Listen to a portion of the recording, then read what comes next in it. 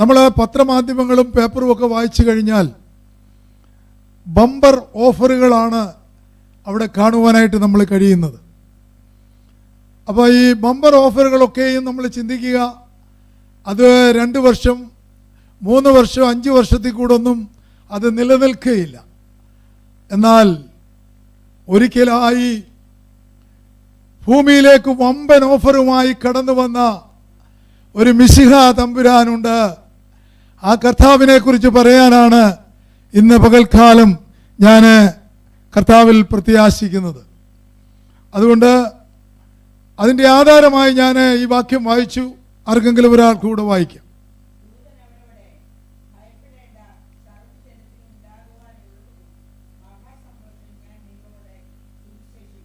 പ്രിയപ്പെട്ടവരെ, നമുക്ക് ഏറ്റവും സുപരിചിതമായൊരു വേദഭാഗമാണ്. ദൂതൻ അവരോട് പറയുകയാണ്. ആരോടാണ്? കുറെ ആട്ടിടയന്മാർ ആടിനെ കാവൽ കാത്ത് പാർത്തിരുന്ന സ്ഥലത്ത് ഒരു ദൂതൻ കടന്നു ചെല്ലുകയാണ്. എന്നിട്ട് ദൂതൻ അവരോട് പറയുകയാണ്, ഭയപ്പെടേണ്ട.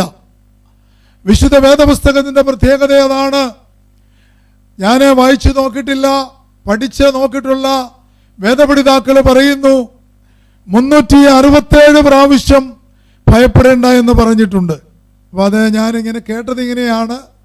366 എന്നും പറയുന്നുണ്ട്, 367 എന്നും പറയുന്നുണ്ട്. പോകട്ടെ, നമ്മുടെ വിഷയം അതല്ലാത്തത് കൊണ്ട് ഒരു വർഷം 366 ദിവസം ഉൾക്കൊള്ളുന്നതായ ഒരു വർഷമാണ്. 364 വർഷമാണ് അത് ഉൾക്കൊള്ളുന്നത്. അതുകൊണ്ടാണ് 367 പ്രാവശ്യം ഭയപ്പെടേണ്ട എന്ന് പറഞ്ഞിരിക്കുന്നതെന്ന് കേൾക്കുവാനിടയായി. അപ്പോൾ വേദപുസ്തകത്തിൻ്റെ ആദിയോടം അന്തം ഇത് വായിക്കുന്ന ധ്യാനിക്കുന്ന എല്ലാവർക്കും വേണ്ടി നിന്റെ ജീവിതത്തിൽ ഭയപ്പെടേണ്ട ആവശ്യമില്ല.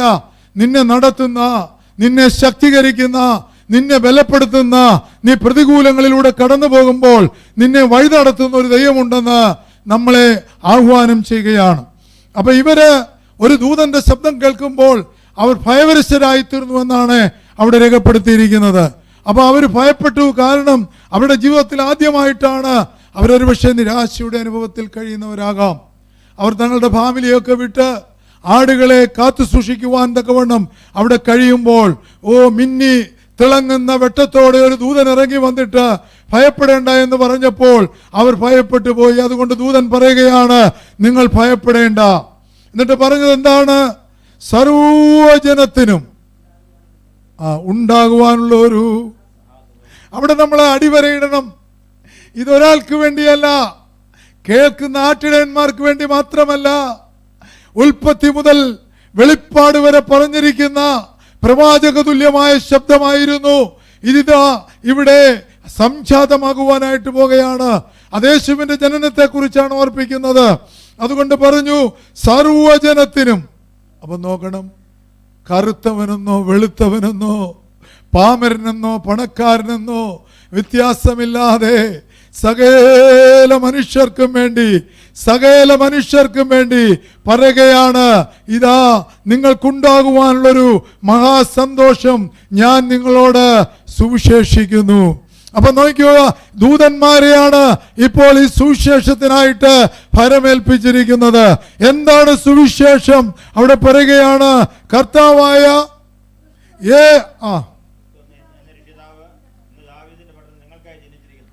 അവിടെ ഓർക്കുക, കർത്താവായ യേശു ക്രിസ്തു എന്ന രക്ഷിതാവ് നിങ്ങൾക്കായി ദാവീദിന്റെ പട്ടണത്തിൽ ജനിച്ചിരിക്കുന്നു. പ്രിയപ്പെട്ടവരെ, ആ ഭാഗങ്ങളിലേക്കൊക്കെ കടന്നു പോകുവാനായിട്ട് സമയമില്ലാത്തത് കൊണ്ട് ഞാൻ മുൻപോട്ട് പോവുകയാണ്. നമുക്കറിയാം, ആമേൻ, ബേത്ലഹേമില് യേശു ജനിക്കണമെന്നുള്ളത് പ്രവാചക ശബ്ദമായിരുന്നു. അതുകൊണ്ടാണ് ആമേൻ അന്ന് രാജാവായിരുന്നയാള് പേര് വഴി ചാർത്തുവാൻ തക്കവണ്ണം യഹൂദയിൽ എല്ലാ ഇസ്രായേലിയരും കടന്നു ചെല്ലണമെന്ന് പറയുവാനായിട്ടിടയായി തീർന്നത്. നമുക്ക് എടുക്കുവാൻ സമയമില്ല. ലൂക്കോസിന്റെ സുവിശേഷം 2-ാം അധ്യായം 5, 6, 7 വാക്യങ്ങളിൽ ആമേൻ പേര് വഴി ചാർത്തുവാൻ തക്കവണ്ണം ആമേൻ യേശു, അതേ പിതാവാ യേശു കുഞ്ഞ് ആമേൻ മാതാവിന്റെ ഉദരത്തിലുള്ളപ്പോൾ വിശുദ്ധ അതേ പിതാവും ആമേൻ മാതാവും കൂടെ പേര് വഴി ചാർത്തുവാൻ ബേത്ലഹേമിലേക്ക് പോകുകയാണ്. അപ്പം ബേത്ലഹേമിൽ യേശു ജനിക്കുമെന്നുള്ള അതിന്റെ പ്രവൃത്തിയുടെ ആമേൻ അത് പ്രാവർത്തികമാകുവാൻ പോകുന്ന ആ സമയത്തെ കുറിച്ചാണ് ഇവിടെ പറയുന്നത്. ദൈവത്തിന് സ്തോത്രം. ആമേൻ. അങ്ങനെയാണെങ്കിൽ യെശയ്യാവ് തന്റെ വിശുദ്ധ വേദപുസ്തകത്തിലെ പ്രവചക പുസ്തകമായി അവൻ പറയുകയാണ്, കന്യക ഗർഭിണിയായി. നോക്കൂ, യേശുക്രിസ്തുവിന്റെ ജനനത്തിന് 1000 ചില്ലുവാനും വർഷങ്ങൾക്ക് മുൻപ് ദൈവത്തിന്റെ ആത്മാവിൽ പ്രവാചകന് ഇവിടെ അറിയിക്കുകയാണ്, കന്യക ഗർഭിണിയായി ഒരു മകനെ പ്രസവിക്കും. അവന് ഇമ്മാനുവേൽ, ആമേൻ, ദൈവം നിന്നോടുകൂടെ, അല്ലെങ്കിൽ അവൻ യേശു എന്ന പേർ വിളിക്കണം. അവന്റെ പേരിന്റെ അർത്ഥം ഇമ്മാനുവേൽ എന്ന, അവൻ നമ്മോടുകൂടെ എപ്പോഴും ഉള്ളവനെന്ന അർത്ഥം. വിശ്വസിക്കുന്നവർ ഒരു സ്തോത്രം പറഞ്ഞാട്ടെ. ഹല്ലേലൂയ. നിങ്ങളെ ഇവിടെ കൂട്ടിക്കൊണ്ടുവന്നത് യേശു കർത്താവാണ്. നിങ്ങളെ ഇവിടെ കൂട്ടിക്കൊണ്ടുവന്നത് യേശു കർത്താവിന്റെ ആത്മാവാണ്. ആമേൻ. പിതാവ് ആകർഷിച്ചിട്ടാണ് ഞാനും നിങ്ങളിവിടെ കൂടി വന്നിരിക്കുന്നത്. ദൈവത്തിന് സ്തോത്രം. അങ്ങനെയാണെങ്കിൽ ആ പ്രവചന നിവർത്തി ഇവിടെ സംഭവിക്കുകയാണ്. ബേത്ലഹേമിലേക്ക് നമ്മൾ കാണുകയാണ്. വിദ്വാൻമാർ പൊന്നും മോരും കുന്തിരിക്കവുമായി ആമേൻ കാഴ്ചയണയ്ക്കുവാനായിട്ട് കടന്നു പോകുന്നുണ്ട്. ഞാൻ അതിലേക്കൊന്നും കടക്കുന്നില്ല. വേദപുസ്തകം നമ്മൾ വായിക്കുമ്പോൾ നമുക്ക് മനസ്സിലാക്കുവാൻ കഴിയും. അതാ രാജാവായി പിറക്കുന്നവൻ ബേത്ലഹേമിൽ ജനിക്കുവാൻ പോകുന്നു. അവൻ ജനിച്ചിരിക്കുന്നു. ദൈവത്തിന് സ്തോത്രം. ആ കുഞ്ഞിനെ നമസ്കരിക്കുവാൻ തക്കവണ്ണം ആമേൻ അവിടെ വിദ്വാൻമാർ കടന്നു പോകുന്നതായി നമുക്ക് കാണുവാനായിട്ട് കഴിയും. പ്രിയപ്പെട്ടവരെ, അവർ കടന്നു വന്ന് യേശുവിന്റെ അമ്മയായ ആമേൻ മറിയോടുകൂടെ ശിശുവിനെ നമസ്കരിച്ച് അവിടുന്ന് പോകുന്നതായി നമുക്ക് കാണുവാൻ കഴിയും. അതുകൊണ്ട് പ്രിയപ്പെട്ടവരെ, യെശയ്യാ പ്രവചനം 53:3 ഇങ്ങനെ പറയുന്നുണ്ട്, ആമേൻ, കർത്താവ് ജനിച്ചവൻ മാത്രമല്ല, അവനെ കുറിച്ച് പ്രവാചകൻ ഇങ്ങനെ പറയുകയാണ്, അവൻ മനുഷ്യരാൽ നിന്ദിക്കപ്പെട്ടും വ്യസനപാത്രമായും രോഗം ശീലിച്ചവനായും ഇരുന്നു. ഇത് കർത്താവിൻ്റെ കാൽവരി ക്രൂശിനെ ഓർപ്പിക്കുന്ന കാര്യങ്ങളാണ്. അപ്പം നമ്മൾ നോക്കിക്കോണം, പ്രവചന പുസ്തകത്തിൽ പറഞ്ഞതുപോലെയാണ് യേശു കർത്താവ് ബേത്ലഹേമിൽ ആമേൻ ജാതനായി തീരുന്നത്. നമുക്കറിയാം, ആമേൻ, ബേത്ലഹേമിൽ അവൻ ജാതനായി തീർന്ന ശേഷം വീണ്ടും ആമേൻ അവരുടെ സ്വദേശത്തേക്ക് അവർ മടങ്ങി വരികയാണ് തൻ്റെ പിതാവിനോടൊപ്പം. ആമേൻ, നമുക്കറിയാം 33 വയസ്സുകാലം അവിടെ ജീവിപ്പാനായിട്ട് ഇടയായി തീർന്നു. കർത്താവിനെ കുറിച്ച് അറിയില്ലെന്ന് പറയുന്ന അനേക ആളുകളുണ്ട്. ആ കാലങ്ങളിലും അവൻ അവരുടെ സുന്നഗോഗുകളിൽ ചെന്നിട്ട് അവൻ വചനം അവരെ പറഞ്ഞ് മനസ്സിലാക്കുന്നതായി രേഖപ്പെടുത്തിയിട്ടുണ്ട്. എന്നാൽ തൻ്റെ ശുശ്രൂഷ ആരംഭിക്കുന്നതിന് അവന് മുൻപോട്ട് വരുവാൻ കഴിയാത്തത് കൊണ്ട് കർത്താവിനെ കുറിച്ച് കൂടുതലൊന്നും അറിയില്ല. എന്നാൽ ഒരു കാര്യം അറിയാം, അവിടെ ആമേൻ നസ്രത്തിൽ പാർത്തിരുന്ന ആളുകൾക്കറിയാം, അവൻ തൻ്റെ വളർത്തു പിതാവായിരിക്കുന്ന യോസഫിനോടും കന്യമറിവിനോടും കൂടെ അടങ്ങി പാർക്കുകയാണ്. ആമേൻ. യോസഫ് ഒരു കാർപ്പൻ്റർ ആയിരുന്നു. ആ ജോലിയിൽ താൻ സഹായിക്കുന്ന ഒരു വ്യക്തിയായി 30 വർഷക്കാലം താൻ ജീവിക്കുകയാണ്. പ്രിയപ്പെട്ടവരെ, എന്നാൽ ആമേൻ തൻ്റെ 31-ാമത്തെ വയസ്സിൽ താൻ ശുശ്രൂഷ ആരംഭിക്കുന്നതിന് മുൻപ് വലിയൊരു സംഭവം ഉണ്ടാകുകയാണ്. നമുക്കറിയാം, അവൻ 40 നാള് ഉപവസിക്കുവാനായിട്ട് കടന്നുപോയി. നമ്മുടെ കർത്താവ് 40 നാൾ ഉപവസിച്ചതായി നമ്മൾ കേൾക്കുകയാണ്. നമ്മുടെ ആരാധന ഗീതത്തിൽ പറയുന്നുണ്ട്, മോശയും ഏലിയാവും 40 നാൾ നോയിമ്പെടുത്തെന്ന്. പ്രിയപ്പെട്ടവരെ, നോയിമ്പെടുത്ത് പുറത്തേക്ക് വരുമ്പോൾ ആമേൻ ആദിമ മാതാപിതാക്കളെ ആമേൻ ആമേൻ അവരെ വഞ്ചിച്ച പൈശാചികന് യേശു കർത്താവിനെ ആമേൻ പരീക്ഷിക്കേണ്ടതിന് കടന്നു വരുന്നത് നമുക്ക് കാണുവാൻ കഴിയും. ആദ്യമായി നമുക്കറിയാം, ആ വിഷയത്തിലേക്കൊന്നും ഞാൻ കടക്കുന്നില്ല. വിശ്വാസികളായിട്ടുള്ള ആളുകൾക്കൊക്കെ അറിവുള്ളതായതുകൊണ്ട് ഞാൻ വേഗത്തിൽ എൻ്റെ വിഷയത്തിലേക്ക് മുൻപോട്ട് പോകുകയാണ്. ആമേൻ. നമുക്കറിയാം, ആദ്യമായി കർത്താവിനെ പരീക്ഷിച്ച ഒരേ ഒരു പരീക്ഷണം മാത്രം ഞാൻ ഓർപ്പിച്ചിട്ട് മുന്നോട്ട് പോകട്ടെ. കർത്താവ് 40 നാള് ആഹാരം കഴിക്കാതെ വെള്ളം കുടിക്കാതെ ഉപവസിച്ചപ്പോൾ അതിനുള്ള ദൈവകൃപ പരിശുദ്ധ റൂഹ ദൈവത്തിന് നൽകിയെങ്കിൽ, പ്രിയപ്പെട്ടവരെ, നമ്മളൊരു കാര്യം മറന്നു പോകരുത്. ആമേൻ. ദൈവത്തിന് സ്തോത്രം. ആ ഉപവാസം കഴിഞ്ഞിറങ്ങുമ്പോൾ തനിക്ക് വിശന്നു. ഹല്ലേലൂയ. സ്തോത്രം പറഞ്ഞാട്ട്. അപ്പോൾ ഒരു കല്ല് കാണിച്ചിട്ട് യേശു കർത്താവിനോട് ചോദിക്കുകയാണ്, ഈ കല്ല് നിനക്ക് അപ്പമായി തീർക്കുവാൻ കഴിയുന്നവനാ, ഈ അപ്പമായി തീർത്തിട്ട് നീ അത് ഭക്ഷിക്കുവാനായിട്ട് പറയുകയാ. പ്രിയപ്പെട്ടവരെ, നമ്മൾ ഓർക്കണം, വിശന്ന് ക്ഷീണിതനായി മാനുഷികമായി ചിന്തിക്കുമ്പോൾ ആയിരിക്കുന്ന കർത്താവിൻ്റെ അടുക്കൽ കർത്താവിന് ഈ കല്ലിനെ അപ്പമാക്കുവാൻ കഴിയുമെന്ന് നല്ല ബോധ്യമുള്ള, നല്ല ഉറപ്പുള്ള പൈശാചികന് കർത്താവിനെ പരീക്ഷിക്കാൻ ചെന്ന് പറയുകയാണ്. കർത്താവ് ഒരു കാര്യം മാത്രമേ പറഞ്ഞുള്ളൂ, തനിക്ക് ആ കല്ലിനെ അപ്പമാക്കി തീർക്കുവാൻ കഴിയും. തൻ്റെ വിശപ്പടക്കുവാൻ കഴിയുന്ന അപ്പം, ദൈവത്തിന് സ്തോത്രം, തനിക്ക് ആമേൻ ഒരു വാക്കുകൊണ്ട് ഉണ്ടാക്കുവാൻ കഴിയും. എന്നാൽ കർത്താവ് പൈശാചികനോട് പറഞ്ഞ ഒരു വേടുണ്ട്, എന്താണെന്നറിയാമോ? ആമേൻ, മനുഷ്യർ അപ്പം കൊണ്ട് മാത്രമല്ല ദൈവത്തിൻ്റെ വായിൽ നിന്ന് വരുന്ന വചനം കൊണ്ടും ജീവിക്കുന്നു. അപ്പൊ നമ്മൾ ഇവിടെ എന്തിനാ വന്നിരിക്കുന്നത്? ദൈവവചനം ആമേൻ കേൾക്കുവാനാ. ആ വചനമാണ് നമ്മളെ ബലപ്പെടുത്തുന്നത്. നമ്മുടെ വേദനയുടെ നടുവിൽ, നമ്മുടെ പ്രയാസത്തിന്റെ നടുവിൽ അനേക വചനങ്ങൾ നമ്മുടെ ഹൃദയത്തിന്റെ കൃത്തിടങ്ങളിൽ ഇരുമ്പെഴുത്താണികളാൽ എഴുതപ്പെട്ടിട്ടുണ്ട്. ആ വചനമാണ് നീ ക്യാൻസർ രോഗിയാണെന്നറിയുമ്പോൾ, ആമേൻ, നിന്റെ കുഞ്ഞ് ആമേൻ ഡോക്ടർമാര് കൈയഴിഞ്ഞെന്ന് പറയുമ്പോൾ ആമേൻ നിന്നെ ബലപ്പെടുത്തുന്നത് ആ വചനമാണെന്ന് മറന്നു പോകരുത്.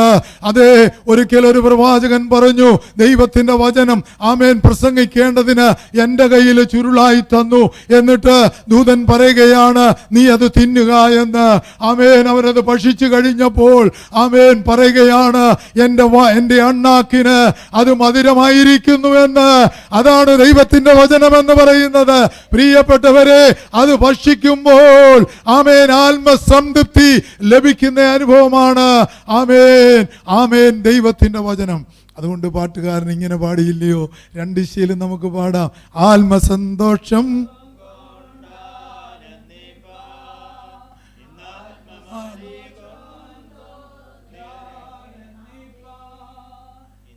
ആത്മമാരി കൊണ്ടു നിറയ്ക്കണമേ,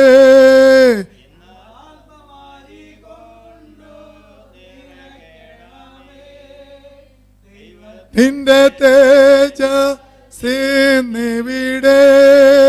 പ്രകാശിക്കമായി ദൈവത്തിൽ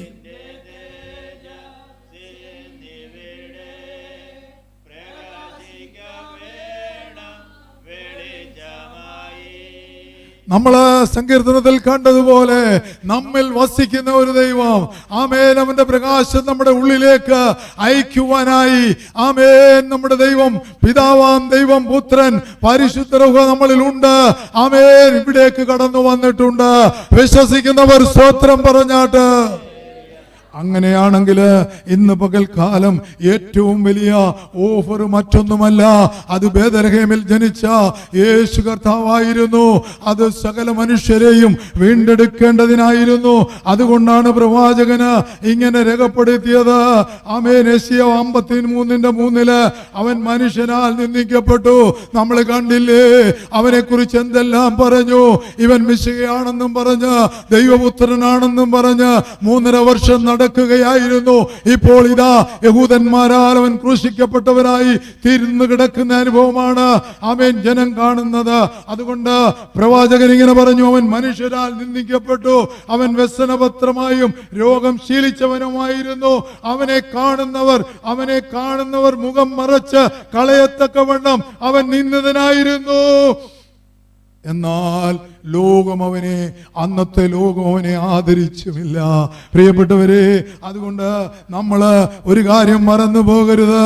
എൻ്റെ യേശു കർത്താവ് ഈ അവസ്ഥയിലേക്ക് ആയിത്തീർന്നത് എന്നെ വീണ്ടെടുക്കേണ്ടതിനാണെന്ന് ഞാൻ വിശ്വസിക്കുന്നു. നമ്മൾ ഓരോരുത്തരും ചിന്തിക്കുക, എന്നെ വീണ്ടെടുക്കേണ്ടതിന്, എന്നെ രക്ഷിക്കേണ്ടതിന്, എന്നെ സ്വർഗത്തിന്റെ അംശിയാക്കി തീർക്കേണ്ടതിന് അവന് ഈ രോഗം ശീലിച്ചവനായി, വ്യസനപാത്രമായി, സകലരും മുഖം മറയ്ക്കത്തക്കവണ്ണം അവൻ വിരൂപനായി തീർന്നത് കാൽവരി ക്രൂശിൽ. യെശയ്യാ 57:5 ഇങ്ങനെ പറയുന്നുണ്ട്, രോമം കത്തിരിക്കുന്നവരുടെ മുൻപാകെ മിണ്ടാതിരിക്കുന്ന ആടിനെ പോലെയും അവൻ വായെ തുറക്കാതെ ഇരുന്നു. പ്രിയപ്പെട്ടവരെ, അങ്ങനെയാണെങ്കിൽ ഇന്ന് പകൽക്കാലം നമ്മൾ മറന്നു പോകരുത്. ആ കാൽവരി ക്രൂശിൽ താൻ ഏൽക്കേണ്ടിയിരുന്ന വേദനകൾ മുഴുവനും നമ്മുടെ കർത്താവ് സഹിക്കുവാൻ തയ്യാറായിരുന്നു. കഴിഞ്ഞ നാളിൽ ഞാനൊരു മെസ്സേജിലൂടെ ഇങ്ങനെ കേൾക്കുവാനായിട്ടിടയായി തീർന്നു.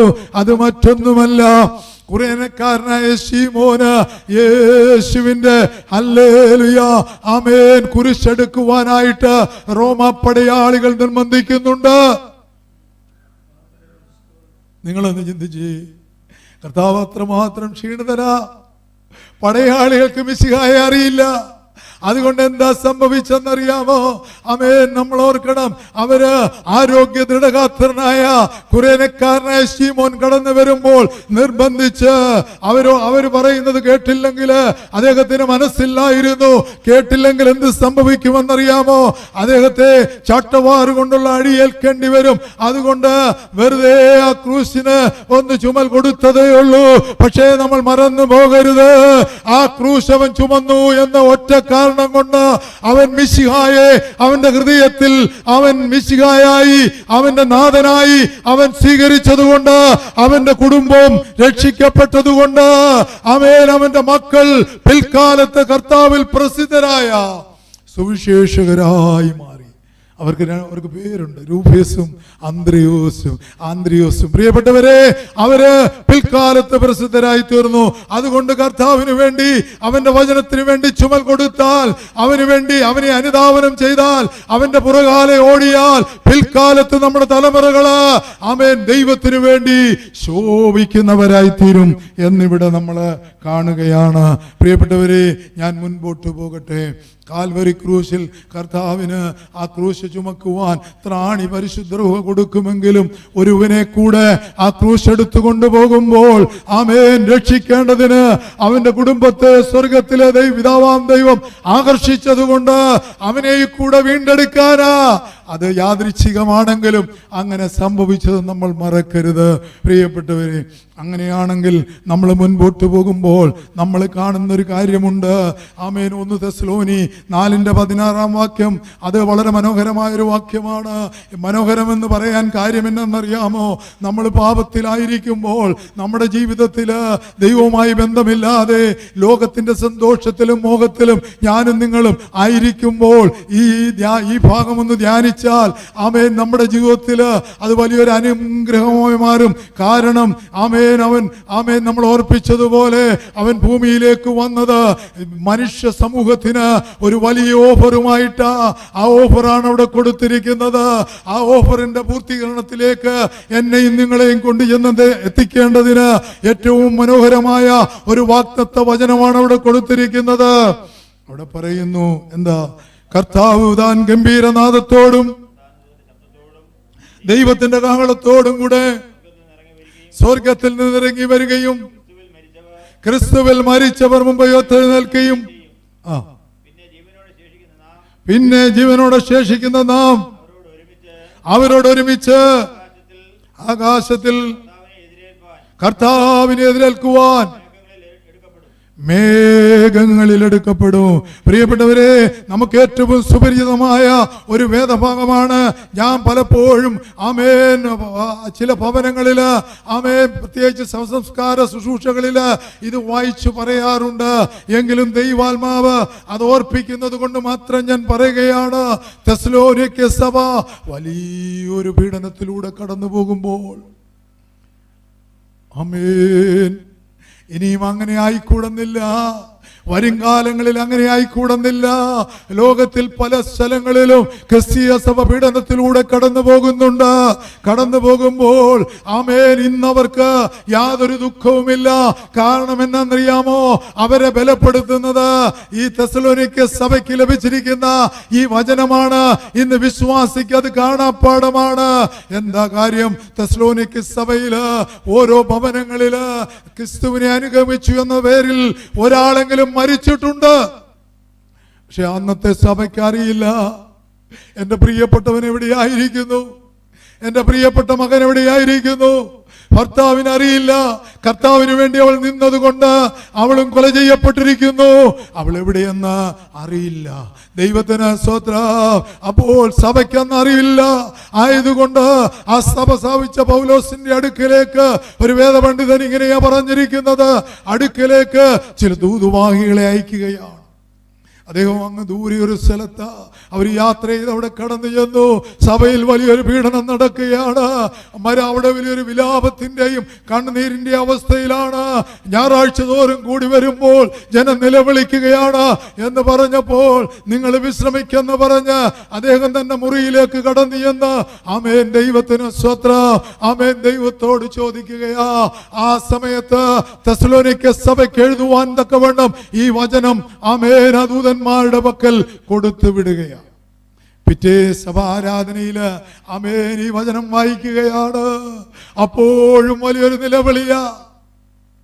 എന്താണെന്നറിയാമോ? ആദ്യത്തെ നിലവിളി വേദനയുടെ നിലവിളിയായിരുന്നെങ്കിൽ, ആദ്യത്തെ നിലവിളി തങ്ങളുടെ പ്രിയപ്പെട്ടവൻ എവിടെയെന്ന് അറിയാൻ വയ്യാത്ത വേദനയുടെ നിലവിളിയായിരുന്നെങ്കിൽ, രണ്ടാമത്തെ നിലവിളി എന്റെ പ്രിയപ്പെട്ടവൻ നഷ്ടപ്പെട്ടിട്ടില്ല, കർത്താവ് വരുമ്പോൾ ഞങ്ങൾക്ക് അദ്ദേഹത്തെ ചെന്ന് കാണാം എന്നുള്ള വിശ്വാസിയുടെ ആ വലിയ സന്തോഷത്തിന്റെ നിലവിളിയായിരുന്നു.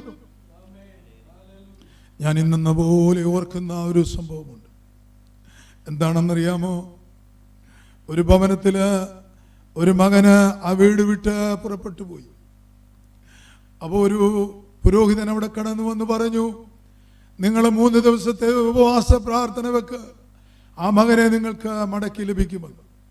ഞാനും ആത്മീയ രംഗത്തേക്ക് കടന്നു വന്ന, അല്ലെങ്കിൽ ആത്മീയമായി അല്പാൽപമായി ചുവടുവെച്ച കാലഘട്ടമായിരുന്നു. ഞങ്ങൾ വന്ന് അവിടേക്ക് കടന്നു പോയത് ഞാൻ ഓർക്കിയ കുടുംബമായി കടന്നുപോയി.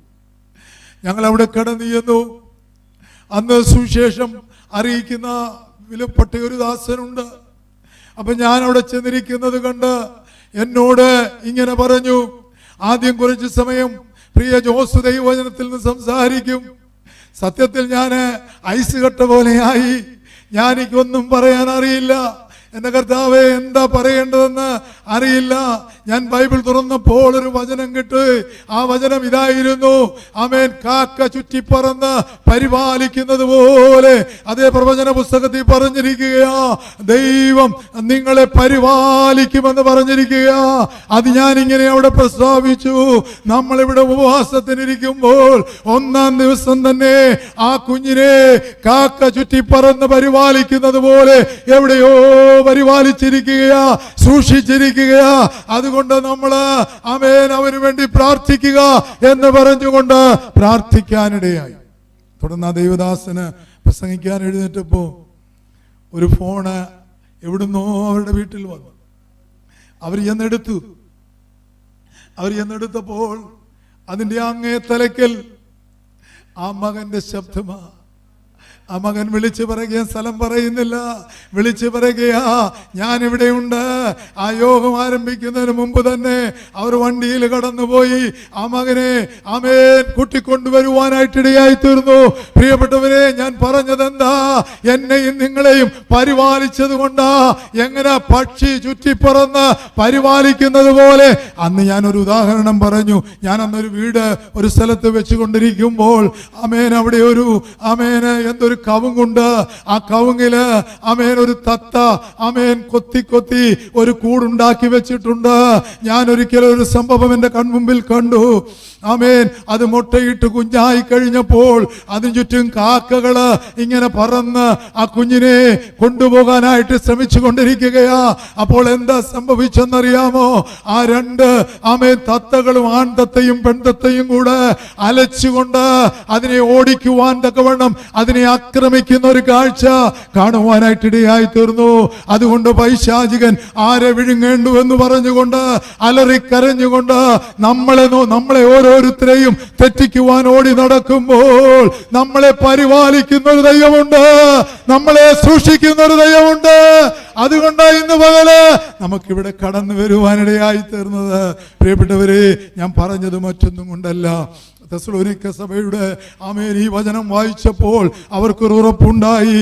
അതിന്റെ ഒന്നാമത്തെ വചനം ഇങ്ങനെയല്ലോ, കർത്താവിന്റെ ഗംഭീരനാദം. ആമേൻ. അതിനു മുമ്പ് നമ്മളൊന്നും ഓർക്കണം. ഒരു വിശ്വാസി മരിക്കുമ്പോൾ ദൂതന്മാർ അവന്റെ ആത്മാവിനെ സ്വർഗീയ പർദീസയിലേക്ക് കൊണ്ടുപോകുന്നു. വിശ്വസിക്കുന്നവർ സ്തോത്രം ചെയ്താട്ടെ. വിശുദ്ധ വേദപുസ്തകത്തിൽ അത് തെളിവുണ്ട്. നമുക്ക് എടുക്കാൻ സമയമില്ല. മാത്രമല്ല മുൻപോട്ട് പോകേണ്ടിയിരിക്കുന്നല്ലോ. ഞാൻ പറയട്ടെ, സ്തെഫാനോസ് കല്ലേറുകൊണ്ട് ആമേൻ മരണപ്പെടുവാനുള്ള അവസരത്തിൽ ഇവരുടെ പാപം ഇവരുടെ മേൽ നിർത്തരുതേ എന്ന് ആമേൻ വിളിച്ചു പറയുമ്പോൾ ദൈവത്തിന് സ്തോത്രം. യേശുക്രിസ്തു പറഞ്ഞത് വീണ്ടും അവൻ ഉത്തരിക്കുമ്പോൾ ആമേൻ ഒരു കാര്യം കാണുകയാണ്. പിതാവിന്റെ വലത്തുഭാഗത്ത് മെശിഹാ തമ്പുരാൻ അവന്റെ ആത്മാവിനെ സ്വർഗീയ പർദീസയിലേക്ക് സ്വീകരിക്കാൻ എഴുന്നേറ്റ് നിൽക്കുകയാണ്. ക്രിസ്ത്യാനികൾക്ക് ഇതിൽ കൂടെ എന്താ തെളിവ്? ഈ നാളുകളിൽ മാധ്യമങ്ങളിലൂടെ ആമേൻ വരച്ചു കാട്ടുന്ന ആമേൻ വൃത്തികെട്ട ആ കാര്യങ്ങളൊക്കെ ക്രിസ്തുവിനെതിരായി, ക്രിസ്തു വിശ്വാസത്തിനെതിരായി വരച്ചു കാട്ടുമ്പോൾ ഏതൊരു ക്രിസ്ത്യാനിക്കും വിശ്വസിക്കുവാൻ ഇത് തന്നെ മതി. ദൈവത്തിന് സ്തോത്രം, ദൈവത്തിന് സ്തോത്രം. അപ്പൊ നമ്മൾ ഓർക്കുക, നമ്മള് മരണാസന്നനായി കിടക്കുമ്പോൾ ദൂതന്മാർ നമുക്ക് ചുറ്റും വന്നു നിൽക്കും. തെളിവുകളുണ്ട്, ഞാൻ അതിലേക്കൊന്നും കടക്കുന്നില്ല. ഒരു ധനവാൻ മരിച്ചപ്പോൾ വലിയ ആഡംബരത്തോടുകൂടി അവന് നല്ലൊരു ശവസംസ്കാരം കൊടുത്തു. എന്നാൽ ദരിദ്രനായ ഒരു മനുഷ്യൻ, കുഷ്ഠരോഗിയായ ഒരു മനുഷ്യൻ മരിച്ചപ്പോൾ അവനെ അടക്കിയതാരാന്നറിയാമോ? സ്വർഗത്തിലെ ദൂതന്മാരാ. ഹല്ലേലൂയ. കാരണം അവന്റെ ആത്മാവിനെ സ്വർഗീയ പർദീസയിലേക്ക് സ്വീകരിപ്പാൻ എഴുന്നേറ്റ് നിൽക്കുന്ന ഒരു ദൈവമുണ്ടെന്ന് നമ്മളെ പഠിപ്പിച്ചല്ലോ.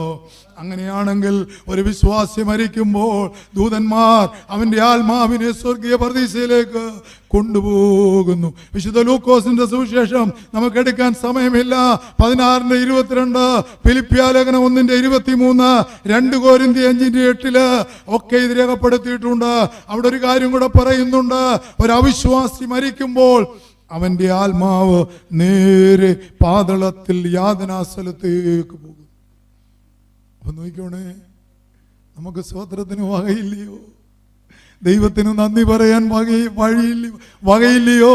ഒരു വിശ്വാസി മരിക്കുമ്പോൾ ദൂതന്മാർ അവന്റെ ആത്മാവിനെ സ്വർഗീയ പർദീസയിലേക്ക് സ്വീകരിച്ച് ആനയിക്കുന്നുവെങ്കിൽ ഒരു അവിശ്വാസി മരിക്കുമ്പോൾ അവന്റെ ആത്മാവ് നേരെ പാതാളത്തിൽ യാതനാ സ്ഥലത്തേക്ക് പോകുന്നു. ഞാൻ വിശദീകരിക്കുന്നില്ല. ദാവീദ് ഇങ്ങനെ പ്രാർത്ഥിച്ചു, ദൈവമേ, നീ എൻ്റെ പ്രാണനെ അധമപാതാളത്തിൽ നിന്ന് വിടുവിച്ചിരിക്കുന്നു. ദൈവത്തിന് സ്തോത്രം, ദൈവത്തിന് സ്തോത്രം. അപ്പൊ ഇവിടെ പറയുകയാണ്, യാതനാ സ്ഥലമാണ് അധമപാതാളം. എന്നാൽ പഴയ നിയമ ഭക്തന്മാർ പോയിരുന്ന പാതാളത്തെ കുറിച്ച് ആമേൻ ഇവിടെ ഓർപ്പിക്കുകയാണ്. അവരുമായിട്ട് യേശുക്രിസ്തു സ്വർഗീയ പർദീസയിലേക്ക് ആമേൻ കടന്നു ചെന്നു കഴിഞ്ഞു. ആമേൻ. ഇനിയും കർത്താവിന് ഒരു ദൗത്യം കൂടെയുള്ളൂ. ഞാൻ പുറകാലെ അത് ഓർപ്പിക്കാം. ദൈവത്തിന് സ്തോത്രം. അപ്പൊ അങ്ങനെയാണെങ്കിൽ നമ്മൾ മറന്നു പോകരുത്. നമ്മൾ മരിപ്പാറാകുമ്പോൾ നമ്മളെ സ്വീകരിപ്പാൻ കർത്താവ് വരുന്നതും നമ്മളെ ആമേൻ ചേർക്കുവാൻ തക്കവണ്ണം സ്വർഗീയ പർദീസയിലേക്കും ആമേൻ നമ്മളെ ചേർക്കുവാൻ തക്കവണ്ണം, അഥവാ ആകാശത്തിലേക്ക് ചേർക്കുവാൻ തക്കവണ്ണം ദൈവം വരുന്ന സമയം ഇനി അധികം താമസമില്ല. ഇത് ശൂന്യാകാശത്തെ അല്ല കാണിക്കുന്നത്, ഭൂമിയോടടുത്ത ഒരു വായുമണ്ഡലത്തെ സൂചിപ്പിക്കുകയാണ്. ഫിലിപ്പിയ ലേഖനം 3:20 വളരെ വ്യക്തമായി പറയുന്നുണ്ട്, ഇന്ന് നമ്മൾ കാണുന്ന ഈ ശൂന്യാകാശമുണ്ടല്ലോ, അത് പൈശാചികന് കൊടുത്തിരിക്കുന്നത്. അതുകൊണ്ട് ആമേൻ ഭൂമിയോടടുത്ത വായുമണ്ഡലം വരെ യേശു കർത്താവ് വരുമ്പോഴാണ് അത് സംഭവിക്കുന്നെന്ന് പറയുകയാണ്. അങ്ങനെയാണെങ്കിൽ ഒന്ന്, കർത്താവിന്റെ ഗംഭീരനാദം. അതെന്താ? സ്വർഗീയ പർദീസയിൽ വിശ്രമിക്കുന്ന ആത്മാക്കൾ അവർ ഗംഭീരനാദത്തിങ്കൽ തങ്ങളുടെ ശവകുടീരങ്ങളിലേക്ക് മടങ്ങി വന്ന് മഹത്വ ശരീരം പ്രാപിച്ച് ഉയർത്തെഴുന്നേൽക്കും. നമുക്കൊക്കെ സന്തോഷമുള്ള ഒരു വാക്യമുണ്ട്. അതിങ്ങനെയാണ്, ഞാൻ ആ വാക്യം എടുക്കുന്നില്ല. കല്ലറകളിൽ ഉള്ളവരെല്ലാവരും അവന്റെ ശബ്ദം കേട്ടു. അല്ലേ? എന്തൊരു സന്തോഷം അങ്ങനെയാണ് അല്ലേ? അത് കേൾക്കുമ്പോൾ നമ്മൾ എന്ത് പാടും? എന്തു സന്തോഷവും എന്തൊരാനന്ദം. പക്ഷെ പാടാൻ വരട്ടെ. ആമേൻ. കല്ലറകളിൽ ഉള്ളവർ എല്ലാവരും അവന്റെ ശബ്ദം കേൾക്കും. എന്നാൽ ചിലർ നിത്യജീവനായും ചിലർ നിത്യലജ്ജയ്ക്കായും എഴുന്നേറ്റ് വരും. ഇത് രണ്ട് സമയങ്ങളിൽ നടക്കുന്ന കാര്യമാ. ഇതറിയാതെ ആമേൻ ദൈവത്തെ അറിയാതെ മരിച്ചു പോയവർ കർത്താവിന്റെ ഗംഭീരനാദത്തിങ്കൽ ഉയർക്കുമെന്ന് ആരെങ്കിലും ആമേൻ തെറ്റിദ്ധാരണയിൽ ജീവിക്കുന്നുവെങ്കിൽ കുഞ്ഞെ അവർ ഉയർക്കുകയില്ല. ക്രിസ്തുവിൽ മരിച്ചവർ കല്ലറകളിൽ അടക്കപ്പെട്ടവർ മാത്രമാണ്. ക്രിസ്തുവിനോട് കൂടാതെ മരിച്ചവർ ആ സമയത്ത് ഒരിക്കലും എഴുന്നേൽക്കുകയില്ല. അതുകൊണ്ടാണ് വളരെ വ്യക്തമായി അവിടെ പറഞ്ഞത്, ചിലർ നിത്യജീവനായും ചിലർ എഴുന്നേറ്റ് വരും. അത് രണ്ട് കാലങ്ങളിൽ നടക്കുന്ന സമയമാണ്. നമ്മുടെ വിഷയമല്ലാത്തത് കൊണ്ട് ഞാനത് കടവിടുകയാ. അപ്പൊ നോക്കണം, കർത്താവിന്റെ ഗംഭീരനാദം അത് മരിച്ചുപോയ വിശ്വാസികളെ സൂചിപ്പിക്കാനാ. സ്വർഗീയ പർദീസയിൽ വിശ്രമിക്കുന്ന ആത്മാക്കൾ ഗംഭീരനാദത്തിങ്കൽ തങ്ങളുടെ ശവകുടീരത്തിലേക്ക് മടങ്ങി വന്ന് മഹത്വ ശരീരം പ്രാപിച്ച് ഉയർത്തെഴുന്നേൽക്കും. അപ്പം മരിച്ചുപോയ സകല വിശുദ്ധന്മാരും എന്ന് പറഞ്ഞു കഴിഞ്ഞാൽ കർത്താവിന്റെ വരവിന് ശേഷം ആമേൻ ഹല്ലേലൂയ നമ്മൾ മറന്നു പോകരുത്. പഴയ നിയമഭക്തന്മാരൊക്കെ ഇപ്പോൾ സ്വർഗീയ പർദീസയിൽ വിശ്രമിക്കുകയാണ്. ഈ നാളുകളിൽ മരിച്ചുപോയ വിശുദ്ധന്മാരും അവർ സ്വർഗീയ പർദീസയിലേക്കാണ് എടുക്കപ്പെടുന്നത്. എന്നാൽ ആ ശബ്ദം അവരായിരിക്കുന്ന സ്ഥാനത്ത് കേട്ടിട്ടുണ്ട് ഉണ്ടെങ്കിൽ, ഈ നാളുകളിൽ മരിച്ച ചില വിശുദ്ധന്മാരുണ്ടെങ്കിൽ ആമേൻ, എന്നാൽ സ്വർഗീയ പർദീസയിൽ വിശ്രമിക്കുന്ന വിശുദ്ധന്മാർ ഉൾപ്പെടെ അവരാ ശബ്ദം കേൾക്കുമ്പോൾ അവർ മഹത്വ ശരീരം പ്രാപിക്കേണ്ടതിന് അവരെവിടെ മരിച്ച് അടക്കപ്പെട്ടുവോ, ഒരുപക്ഷെ സമുദ്രത്തിലായിരിക്കാം, ഒരുപക്ഷെ വേറെ എവിടെയെങ്കിലും ആയിരിക്കാം, അവിടേക്ക് അവരുടെ ശരീരം വരികയും ആ മഹത്വ ശരീരം പ്രാപിച്ച് അവര് രൂപാന്തരപ്പെട്ട കർത്താവിന്റെ അടുക്കൽ ചെല്ലുകയും ചെയ്യും. രണ്ടാമതായിട്ട് അവിടെ പറഞ്ഞിരിക്കുന്നത് പ്രധാന ദൂതന്റെ ശബ്ദമാ. നമ്മളെ കുറിച്ച് പറഞ്ഞിട്ടില്ല, ഇന്ന് ജീവിക്കുന്ന ആളുകളെ കുറിച്ച് തുടർന്നുള്ള വാക്കിലെയാ പറഞ്ഞിരിക്കുന്നത്. അന്ന് അവർക്കത് ആവശ്യം അതായിരുന്നു, മരിച്ചുപോയവരെ കുറിച്ചുള്ള ആവശ്യമായിരുന്നു. എന്നാൽ ഇന്ന് പോയവർക്ക് വേണ്ടിയാണ് കർത്താവ് ദൂത് കൊടുക്കുമ്പോൾ കൊടുക്കുന്നത്. എന്നിട്ട് രണ്ടാമത് പറയുന്നത് പ്രധാന ദൂതന്റെ ശബ്ദമാ. പ്രധാന ദൂതൻ ആരാണെന്ന് നമുക്കറിയാം. ആരാ? മീഖായേല. യൂദ 9, വെളിപ്പാട് 1:7, ദാനിയേൽ 10 പ്രധാന ദൂതനായ മീഖായേലിനെ കുറിച്ച് പറയുന്നുണ്ട്. ദൈവത്തിന് വേണ്ടി യുദ്ധം നടത്തേണ്ട സന്ദർഭങ്ങളിൽ മീഖായേൽ ഇറങ്ങി വന്ന് ദൈവജനത്തെ രക്ഷിക്കുന്നത് അവിടെ നമുക്ക് കാണുവാനായിട്ട് കഴിയും. അങ്ങനെയാണെങ്കിൽ ദൈവത്തിന്റെ സൈന്യത്തിന് സംഖ്യയില്ലെന്ന് ആമേൻ ദൈവത്തിന് സ്തോത്രം വേദപുസ്തകം രേഖപ്പെടുത്തിയിരിക്കുകയാ. ഇയ്യോബ് 5:25-3 പറയുന്നു, ദൈവത്തിന്റെ സൈന്യത്തിന് സംഖ്യയില്ല. അങ്ങനെയാണെങ്കിൽ ആമേൻ വീണ്ടും ഇയ്യോബ് 25:3 ഇങ്ങനെ ഓർപ്പിക്കുന്നു, മരിച്ചവരുടെ ആത്മാക്കൾ എഫെസ്യ ലേഖനം 2:2 പറയുന്നു, മരിച്ചവരുടെ ആത്മാക്കൾ പർദീസയിൽ നിന്ന് തങ്ങളുടെ ശവകുടീരങ്ങളിലേക്ക് ഇറങ്ങി വരുമ്പോൾ അവരെ പരിരക്ഷിക്കേണ്ട ചുമതല പ്രധാന ദൂതന്റേത്. അപ്പൊ നോക്കിയേ, സ്വർഗീയ പർദീസയിൽ വിശ്രമിക്കുന്ന ആമേൻ ഈ നിമിഷം വരെ മരിച്ചുപോയ വിശുദ്ധന്മാർ ആമേൻ, അവരും ആമേൻ ദൈവത്തിന് സ്തോത്രം, അവർക്കൊരു ഉയർപ്പുണ്ട്. ആ ഉയർപ്പിനായി അവർ എഴുന്നേൽക്കണമെങ്കിൽ ആമേൻ ഈ പൈശാചികൻ അവിടെ ഉയർപ്പിനെ തടസ്സപ്പെടുത്തും.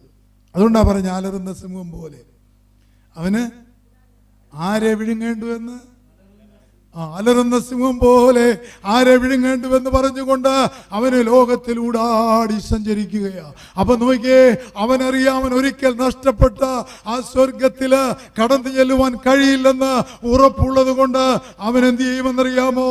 ആത്മാക്കൾ പർദീസയിലേക്ക് ആമേൻ അവരുടെ ശവകുടീരങ്ങളിലേക്ക് ഇറങ്ങി വരുമ്പോൾ അവരെ തടയുന്ന ജോലി പൈശാചികനായിരിക്കുന്ന ലൂസിഫർ ഏറ്റെടുത്തിരിക്കുക, അവരുടെ സംഘങ്ങൾ ഏറ്റെടുത്തിരിക്കുക. എന്നാൽ അവരെ പരിരക്ഷിക്കേണ്ട ചുമതല ആർക്കാണ്? പ്രധാന ദൂതനായ മീഖായേലിന്. അപ്പൊ നമ്മൾ ഓർക്കുക, നമ്മളൊക്കെ മാനസാന്തരപ്പെടുന്നതിന് മുമ്പ് നമ്മളെക്കുറിച്ച് എന്തെല്ലാം പറഞ്ഞിട്ടുണ്ട് അല്ലേ? അതെല്ലാം പറഞ്ഞുകൊണ്ട് പൈശാചികനിരിക്കുക. ഇവൻ അങ്ങനെയായിരുന്നു, അവൻ അങ്ങനെയായിരുന്നു. പ്രിയപ്പെട്ടവരെ, അതും പറഞ്ഞുകൊണ്ട് വരുമെന്നുള്ളതിന് തെളിവുണ്ട്. ആ മോശയുടെ അടുക്ക്, മോശയുടെ ആമേൻ മരണത്തില് ആമേൻ ഈ ദൂതൻ കടന്നു വന്നിട്ട് പറയുന്നുണ്ട്, ദൈവത്തിന് സ്തോത്രം, എന്താണ്? മോശ ഒരു മനുഷ്യനെ അടിച്ചു കൊന്നവനാ, ഇവന് സ്വർഗരാജ്യത്തിന് അവകാശിയല്ല എന്ന് പറയുന്നുണ്ട്. അങ്ങനെയാണെങ്കിൽ മോശയെ പോലൊരു മനുഷ്യന്റെ ഉയർപ്പിനെ തടസ്സപ്പെടുത്തുവാൻ, അല്ലെങ്കിൽ അവന്റെ ശവസംസ്കാരത്തിന് തടസ്സപ്പെടുത്തുവാൻ യേശുക്രിസ്തു അവന്റെ ആത്മാവിനെ സ്വീകരിക്കുന്ന, ദൈവം അവന്റെ ആത്മാവിനെ സ്വീകരിക്കുന്ന തടസ്സപ്പെടുത്തുവാൻ ശ്രമിക്കുമ്പോൾ നമ്മളെ എത്രയധികമായി തടസ്സപ്പെടുത്തും. സ്തോത്രം. നമുക്കൊരു ഉറപ്പുണ്ട്, മിഖായേൽ കടന്നു വന്നിട്ട് നമ്മളെ സംരക്ഷിക്കുന്ന ദൈവമാണ്. മൂന്നാമതായി, ദൈവത്തിന്റെ കാഹളം വരുമ്പോൾ അത് പൂർണ്ണതയിലേക്ക് കടന്നു വരും. ദൈവത്തിന് സ്തോത്രം. ആമേൻ. ദൈവത്തിന്റെ കാഹളം 1 കൊരിന്ത്യർ 15:52 ഇങ്ങനെ പറയുകയാണ്, ദൈവത്തിന്റെ കാഹളനാദത്തിങ്കലാണ് ജീവനോടിരിക്കുന്ന വിശ്വാസികളുടെ രൂപാന്തരം നടക്കുന്നത്. വേദപണ്ഡിതാക്കന്മാർക്കിടയിൽ അഭിപ്രായ വ്യത്യാസമുണ്ട് എങ്കിലും ഞാൻ എൻ്റെ ജീവിതത്തിൽ യേശുവിനെ കണ്ടുമുട്ടിയ നാളിൽ ഞാൻ എഴുതിയതായ ഒരു ട്രാക്റ്റാണിത്. ഇനിയും സംഭവിപ്പാനുള്ളത് നിവൃത്തിയാകുമ്പോൾ നാം എവിടെ എന്നുള്ള ഈ മനോഹരമായ ഒരു ട്രാക്ട്. അതിനകത്ത് ഇങ്ങനെയാണ് ആമേൻ 1 കൊരിന്ത്യർ 15:52 കോട്ട് ചെയ്ത് പറഞ്ഞത്, ദൈവത്തിന്റെ കാഹളത്തിങ്കലാണ് ജീവനോടിരിക്കുന്ന വിശ്വാസികളുടെ രൂപാന്തരം നടക്കുന്നത്. ഏതായാലും ഉറപ്പ്, ആമേൻ. ദൈവത്തിന്റെ അതേ കർത്താവിന്റെ ഗംഭീരനാദം, പ്രധാന ദൂതന്റെ ശബ്ദം, ദൈവത്തിന്റെ കാഹളം, എന്തെല്ലാം അഭിപ്രായ വ്യത്യാസങ്ങൾ ഉണ്ടെങ്കിലും ആമേൻ, കൂടുതൽ വേദപണ്ഡിതാക്കളും പറയുന്നത് ദൈവത്തിന്റെ കാഹളത്തിങ്കൽ ജീവനോടിരിക്കുന്ന വിശ്വാസികളുടെ രൂപാന്തരം നടക്കുമെന്ന്. അപ്പൊ നമ്മൾ ഓർക്കണം, ജീവിച്ചിരിക്കുന്ന വിശ്വാസികൾ മരണം കാണാതെ സ്വർഗത്തിലേക്ക് എടുക്കപ്പെടും. ഒന്നുകെ മരിച്ചുപോയവർ മുമ്പേ ആമേൻ. രണ്ടാമതെന്ന് പറഞ്ഞാൽ കണ്ണടച്ച് തുറക്കുന്നതിനിടയിൽ വിശ്വാസികളായി. അപ്പൊ നമ്മളൊന്ന് ചിന്തിച്ചു നോക്കി, നമ്മളെ തന്നെ ഒന്ന് ശോധന ചെയ്ത് നോക്കി. ഇപ്പോഴത് സംഭവിച്ചാൽ നോക്കി, ഇപ്പൊ അത് സംഭവിച്ചാൽ നമ്മൾ പറന്നു പോകും. ചിലരൊക്കെ ചിരിക്കുന്നുണ്ട്, ചിലർ ചിരിക്കുന്നുമില്ല. ഒരു സ്തോത്രം പറഞ്ഞേ, അല്ലേ പിന്നെ നമ്മളിവിടെ കടന്നു വന്നിരിക്കുന്നത്. നമ്മൾ പറന്നു പോകും. അല്ലേ? 3 അല്ലല്ലേ പറഞ്ഞാട്ട്. അങ്ങനെയാണെങ്കിൽ പ്രിയപ്പെട്ടവരെ, നമ്മളിവിടെ ഓർക്കേണ്ട ഒരു കാര്യമുണ്ട്, വിശ്വാസികൾ മരണം കാണാതെ സ്വർഗത്തിലേക്ക് എടുക്കപ്പെടും. അതുകൊണ്ടാണ് വേദപുസ്തകം ഓർപ്പിക്കുന്നത്, 1-ാം പുനരുത്ഥാനത്തിൽ പാങ്കുള്ളവൻ ഭാഗ്യവാൻ. ഇന്ന് സ്വർഗീയ പർദീസയിൽ വിശ്രമിക്കുന്ന ആത്മാക്കളും ഭൂമിയിൽ ക്രിസ്തുവിന് ശേഷം ആമേൻ ക്രിസ്തുവിൽ വിശ്വസിച്ച് മരിച്ചുപോയ വിശ്വാസികളും ആമേൻ, അവർ ഈ ശബ്ദം കേട്ടിട്ട് അവർ രൂപാന്തരപ്പെട്ട് ക്രിസ്തുവിന്റെ അടുക്കൽ കടന്നു ചെല്ലുകയാണ്. ആമേൻ. ദൈവത്തിന് സ്തോത്രം. റോമാലേഖനം 8:11 വായിക്കുന്നത് നല്ലതാണെന്ന് തോന്നുന്നു. റോമാലേഖനം 8:11 അത് പറഞ്ഞു വേഗത്തിൽ ഞാൻ അവസാനിപ്പിക്കും. യേശുവിനെ മരിച്ചവരിൽ നിന്ന് ഉയർപ്പിച്ചവന്റെ ആത്മാവ് നിങ്ങളിൽ വസിക്കുന്നു എങ്കിൽ ക്രിസ്തു യേശുവിനെ മരണത്തിൽ നിന്ന് ഉയർപ്പിച്ചവൻ നിങ്ങളിൽ വസിക്കുന്ന അവന്റെ ആത്മാവിനെ കൊണ്ട് നിങ്ങളുടെ മർത്യ ശരീരങ്ങളെയും ജീവിപ്പിക്കും. സ്തോത്രം. ഹല്ലേലൂയ. അങ്ങനെയാണെങ്കിൽ നമ്മൾ നിരാശപ്പെടേണ്ട ആവശ്യമില്ല. നമുക്കൊരു പുനരുത്ഥാന ശരീരം ലഭിക്കും, അല്ലേ? ഇതെവിടെ നഷ്ടപ്പെട്ടതാണെന്നറിയാമോ? എനിക്ക് വലിയ ഇഷ്ടം ആ ഭാഗം വായിക്കാൻ. നിലത്തെ പൊടി കൊണ്ട് മനുഷ്യനെ ഉണ്ടാക്കി മൂക്കിൽ ജീവശ്വാസമൂതി അവൻ ജീവനുള്ള ദേഹിയായി തീർന്നു. അവൻ എങ്ങനെയുള്ളവനായിരുന്നെന്ന് അറിയാമോ? നമ്മളെ പോലെ വസ്ത്രം ധരിച്ചവനല്ലായിരുന്നു. സ്വതന്ത്രം പറയുന്നില്ല. ദൈവം വെയിലാറുമ്പോൾ ഇറങ്ങി വരിക പതിവായിരുന്നു. ആമേൻ. ആദാമിന് ഒരേ ഒരു ആഗ്രഹമേ ഉണ്ടായിരുന്നുള്ളൂ. എന്താണെന്നറിയാമോ? ദൈവത്തിന്റെ വാക്കുകൾ ദൈവത്തോട് സംസാരിച്ചുകൊണ്ട് ആമേൻ ആ ഏദൻ പർദീസയിലൂടെ നടക്കുന്നത് സ്വപ്നം കണ്ട് പകൽക്കാലം ആമേൻ ആദാം ഏദൻ പർദീസയിലായിരിക്കുകയാണ്. അപ്പൊ ഓർക്കണം, ആദാം ചോദിച്ചു, ഞാൻ ഏകനാണ്, അല്ലേ? എന്നാ ദൈവത്തിന്റെ കാര്യപരിപാടി ആദാമിന് അറിയില്ല. പോകട്ടെ, ആദാം ഒരിക്കൽ പോലും ചോദിച്ചില്ല ഞാൻ ഏകനാണ്, അതുകൊണ്ട് എനിക്ക് പ്രയാസമുണ്ട്, ഒന്നൊന്നും ചോദിച്ചില്ല. കാരണം അവിടെ എല്ലാം ലഭ്യമാണ്, അവിടെ സ്വർഗത്തിന്റെ അനുഭവമാണ്. ഇന്നല്ലേ AC കണ്ടുപിടിച്ചത്? ഏദൻ പർദീസയിൽ അന്ന് AC ആയിരുന്നു. ഇവരെ അവിടുന്ന് പുറത്താക്കിയ ശേഷം അവർ ചൂടിന്റെ ആ കാഠിന്യം അനുഭവപ്പെട്ടത്. പ്രിയപ്പെട്ടവരെ, അവ സന്തോഷത്തോടെ വസിക്കുമ്പോൾ ആമേൻ, ദൈവം ആമേൻ മനസ്സിൽ ഇങ്ങനെ കരുതി, എന്താണ് ഇവൻ ഏകനായിരിക്കുന്ന നന്നല്ല, ഇവന് ചിലര് പറയും ഈ വീട്ടിലെ അച്ചായൻ ആ അമ്മാമ്മയാന്ന് പറയും. അവിടെ വേറെ എന്തോ സ്തോത്രം. ഈ വീട്ടിലെ അച്ചായൻ ആ അമ്മാമ്മയാന്ന് പറയും. ആ അമ്മാമ്മയെ ഓർക്കേണ്ട ഒരു കാര്യമുണ്ട്. ആമേൻ, ആദമിന്റെ വാരിയെല്ലെടുത്ത് ആമേൻ അവന് തക്ക തുണയായി ആ സ്ത്രീയെ ദൈവം സൃഷ്ടിച്ചതാണ്. Praise the Lord. അതുകൊണ്ട് അടിമത്തത്തിൽ ജീവിക്കുക എന്നല്ല. നമ്മൾ കാലമേറെ മാറിപ്പോയി. ഭാര്യയും ഭർത്താവും ജോലിക്കാരാ. അവർ രണ്ടുപേരും കൂടെ സഹകരിച്ച് ജീവിക്കണം. ഭർത്താവിനെ ഭാര്യ അനുസരിക്കണം, ഭാര്യയെ ഭർത്താവ് സ്നേഹിക്കണം. അത് ദൈവവചനം പറഞ്ഞിട്ടുള്ള വ്യവസ്ഥ തന്നെയാ. ഒരു പക്ഷേ ഇത് ദൈവമില്ലാത്ത ആളുകൾ ഈ മെസ്സേജ് കേട്ടാൽ അവരിങ്ങനെ ചിന്തിക്കും, ഇതേ എന്തൊക്കെയാ ഈ പറയുന്നെന്ന്. പ്രിയപ്പെട്ടവരെ, ആ ഏദൻ പർദീസയിൽ നടന്ന സംഭവമാണ് ഞാൻ വിവരിച്ചത്. എന്നാൽ ആമേൻ, ഇന്നും നമ്മളെ തെറ്റിക്കുവാൻ നടക്കുന്ന പൈശാചികൻ അവരെ തെറ്റിച്ചു അല്ലേ? സമയം തീരാൻ തുടങ്ങുന്നത് കൊണ്ട് വിശദീകരിക്കാൻ സമയമില്ലെങ്കിലും ഞാൻ പറയാം. ഈ ഭർത്താവ് അല്ലെങ്കിൽ ആദാം ഏദൻ പർദീസയ്ക്ക് ഉള്ളിൽ എവിടെയോ, പുറത്തു പോകേണ്ട കാര്യമില്ല, അവിടെ നല്ല സുഖമാണ്. ആ പുറത്തെവിടെയോ നിൽക്കുമ്പോൾ അതേ പറഞ്ഞ ആകാശം തൊട്ട് ഭൂമി വരെ എന്താ എന്നെ കേൾക്കുന്നവര് ആമേ, ഉൽപ്പത്തി പുസ്തകത്തിന്റെ 2-ാം ഖണ്ഡികയൊന്ന് വായിക്കണം. ഇവിടെ വായിക്കേണ്ട സമയമില്ല. 2-ാം ഖണ്ഡികയിൽ യേശു തമ്പുരാൻ പറഞ്ഞിട്ടുണ്ട്, ആമേൻ, നല്ലതെന്ന് പറഞ്ഞില്ല.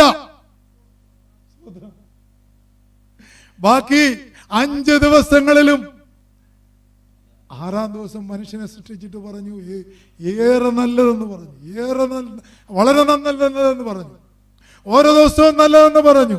എന്നാൽ ആകാശവിധാനം ഉണ്ടാക്കിയ ശേഷം പറഞ്ഞു അത് നല്ലതാണെന്ന് പറഞ്ഞില്ല. കാരണം പണ്ട് സ്വർഗത്തിൽ നിന്ന് ഭൂമിയിലേക്ക് വെട്ടിയിട്ട പൈശാചികന് ആമേൻ ആകാശമണ്ഡലം തൊട്ട് ഭൂമി വരെ അവനും അവന്റെ ആളുകളും ആമേൻ വിരാജിച്ചു കൊണ്ടിരിക്കുകയാ.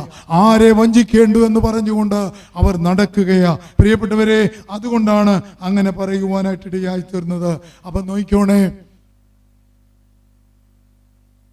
യൂദ അല്ല ആദാം പോയി കഴിഞ്ഞപ്പോൾ അവന് മനസ്സിലായി ഈ സ്ത്രീ തനിച്ച.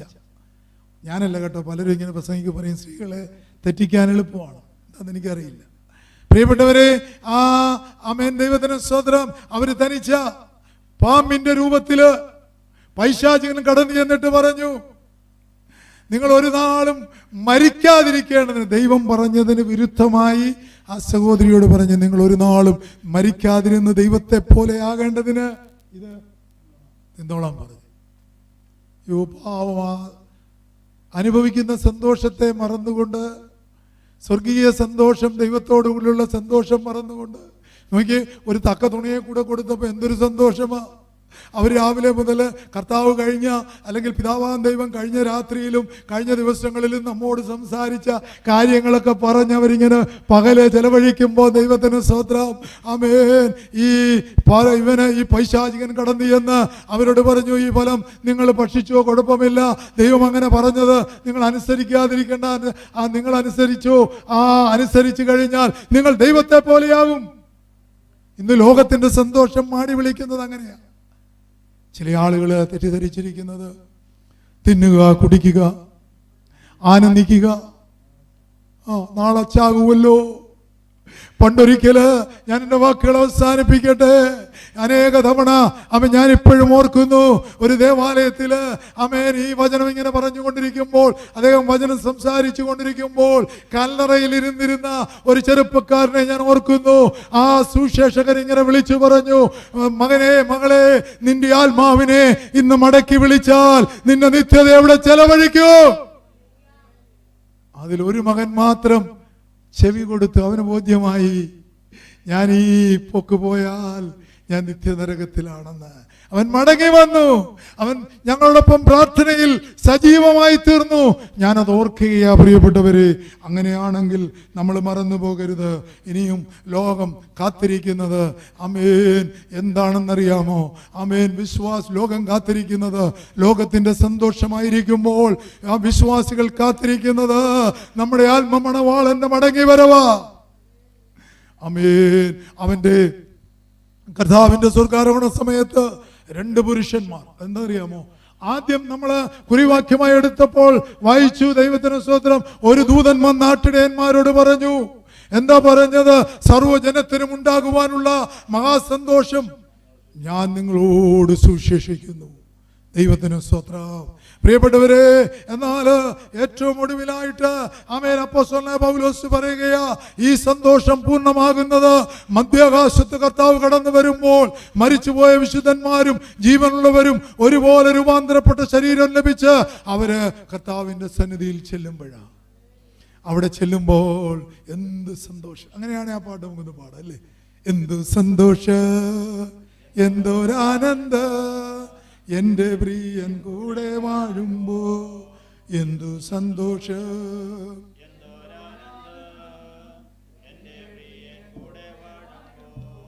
എന്റെ ദുഃഖങ്ങൾ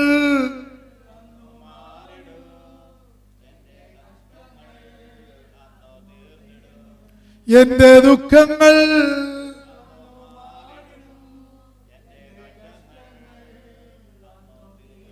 രാത്രിയൊന്നും അവിടെയില്ല, രാത്രിയൊന്നും അവിടെയില്ല.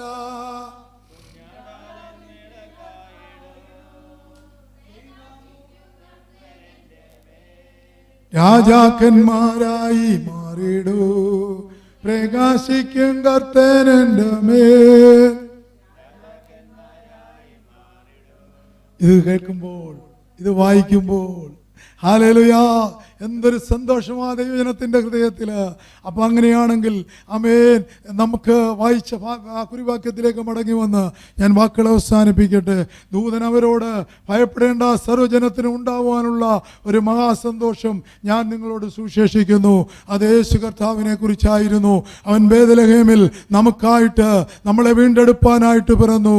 31-ാമത്തെ വയസ്സിൽ, അല്ല 30-ാമത്തെ വയസ്സിൽ 3.5 വർഷക്കാലം ഭൂമിയിൽ അവന്റെ ശുശ്രൂഷ നിറവേറ്റി. അതിനുശേഷം കാൽവരി ക്രൂശിൽ അവന്റെ ജീവൻ നമുക്കായി, അവൻ ആമേൻ നമ്മുടെ വീണ്ടെടുപ്പിന് വേണ്ടി അവന്റെ ജീവൻ അവൻ ബലിയർപ്പിച്ചു. ആമേൻ, അവന്റെ ജീവൻ എനിക്ക് വേണ്ടിയാണ് ബലിയർപ്പിച്ചെന്ന് അവൻ വെടിഞ്ഞതെന്ന് വിശ്വസിക്കുമ്പോൾ നാം ദൈവമക്കളായി തീരുകയാ. അതുകൊണ്ട് പറയുന്നു, കാൺമീൻ, നാം ദൈവമക്കളെന്ന് വിളിക്കപ്പെടുവാൻ പിതാവ് ഇത്ര വലിയ സ്നേഹം നമുക്ക് നൽകിയിരിക്കുന്നു. ആ സ്നേഹം നമ്മുടെ ഹൃദയത്തിൽ ദൈവം തന്നതുകൊണ്ട് ഒരിക്കലായി നമ്മുടെ ഹൃദയമാദിക്കൽ മുട്ടി ആ സ്നേഹത്തിന്റെ വ്യക്താക്കളായി തീരുവാൻ നമുക്ക് ഇടയാക്കിയത് കൊണ്ട് നമുക്ക് ദൈവത്തിന് സ്തോത്രം ചെയ്യാം, പ്രാർത്ഥിക്കാം. ഞങ്ങളെ അതിവാത്സല്യമായി സ്നേഹിക്കുന്ന ഞങ്ങളുടെ വാഴ്ത്തപ്പെട്ട ദൈവമേ, നിത്യനായ സ്വർഗ്ഗപിതാവേ, കർത്താവ് ഗംഭീരനാദത്തോടും പ്രധാന ദൂതന്റെ ശബ്ദത്തോടും ദൈവത്തിന്റെ കാഹളത്തോടും കൂടെ സ്വർഗത്തിൽ നിറങ്ങി വരികയും ക്രിസ്തുവിൽ മരിച്ചവർ മുമ്പ് നിൽക്കുകയും പിന്നെ ജീവനോടെ ശേഷിക്കുന്ന നാം അവനെ എതിരേൽക്കുവാൻ ആകാശമേഖല എടുക്കപ്പെടുകയും ചെയ്യും.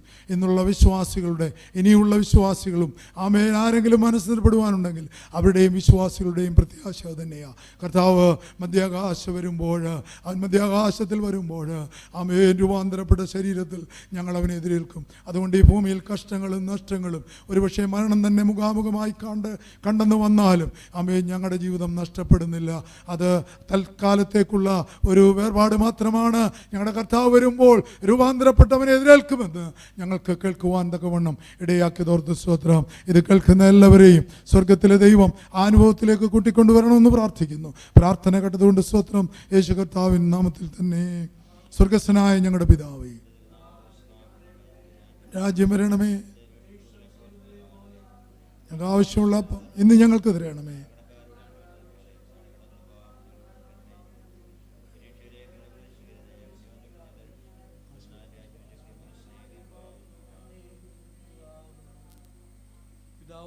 ദൈവത്തിൻ്റെ സ്നേഹവും പുത്രൻ തമ്പുരാന്റെ കൃപയും ഓരോ ദിവസവും നമ്മെ നടത്തുന്ന പരിശുദ്ധാത്മാവിൻ്റെ സഹവാസവും കൂട്ടായ്മയും കാവലും നാം കേട്ട ദൈവവചനത്തോട് നാം ഓരോരുത്തരുടെ മേലും, ഇതിനെ വചനം സംസാരിച്ച പ്രിയദാസന്റെ മേലും, നമ്മുടെ മടക്ക യാത്രയിലും ഈ ശുശ്രൂഷയിൽ വ്യാപരിച്ച എല്ലാ ദൈവകൃപയുടെ മേലും ഇന്നു മുതൽ എന്നേക്കും ഉണ്ടായിരിക്കുമാറാകട്ടെ. ഈ പകൽക്കാലം ചെയ്യുന്ന നമ്മുടെ കർത്താവിന് നമ്മുടെ കരങ്ങളെ ഉയർത്തി 3 ഹല്ലേലൂയ പറയാം. Hallelujah, hallelujah, hallelujah. Praise the Lord.